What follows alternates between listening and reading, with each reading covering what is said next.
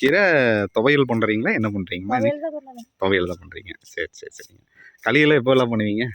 களி வாரத்துக்கு 3 டைம்ல பண்ணுவோம். பண்ணுவீங்க. ஓகே. கிராம சைடில் தான் இந்த களியெல்லாம் கிடைக்கும் இல்லைங்களா? களியெல்லாம் கிடைக்கும். மற்ற இடங்களெல்லாம் பார்க்கவே முடியாது. என்னென்ன களிகள் நீங்கள் செஞ்சு சாப்பிடுவீங்கம்மா? களி, ராகி களி தான். ராகி களி தான். ராகி களி, அரிசி சாப்பாடு, சப்பாத்தி. விசில் வந்துருச்சுங்க. ஊதுனதுக்கு விசில் ஆயிக்குது. சாப்பாடு அதெல்லாம் நாங்க விசிலுக்கெல்லாம் இது பண்றோம். சாப்பாடு செஞ்சாச்சு. முதல்ல கூட விறகு வச்சு ஊதுன்னு குழல் வச்சு இப்ப புஷ்ஷுன்னு சாப்பாடு ஆயிடுச்சு. சீக்கிரம் ஆயிருது இல்லைங்களா?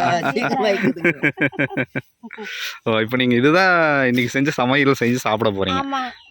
அந்த அதிகமா வந்து அரிசியெல்லாம் போட மாட்டோம். இப்போ இளைய தலைமுறைகள்லாம் அரிசி சாப்பாடு தானே சாப்பிட்றாங்க. இந்த களி எல்லாம் சாப்பிட்டு பழக்கம். சாப்பிட்ட சமயம் சுகரு, பிரஷரு இதெல்லாம் இருக்குதுப்பா. இது சாப்பிட்டா பிரஷர் எல்லாம் வராது. இது சாப்பிட்டா கொஞ்சம் பிரஷர் இறங்குங்க. நல்லது நல்லது. அது இருந்தாலும் சுகர் எல்லாம் இறங்கிடும். ரொம்ப ஆரோக்கியமானது. சரிங்கம்மா, எங்களை விட்டுட்டே நீங்கள் இன்னைக்கு சாப்பிட்றீங்க. சரிங்கம்மா சரிங்கம்மா, ரொம்ப நன்றிங்க. சரிம்மா நன்றிங்க. சரிங்க.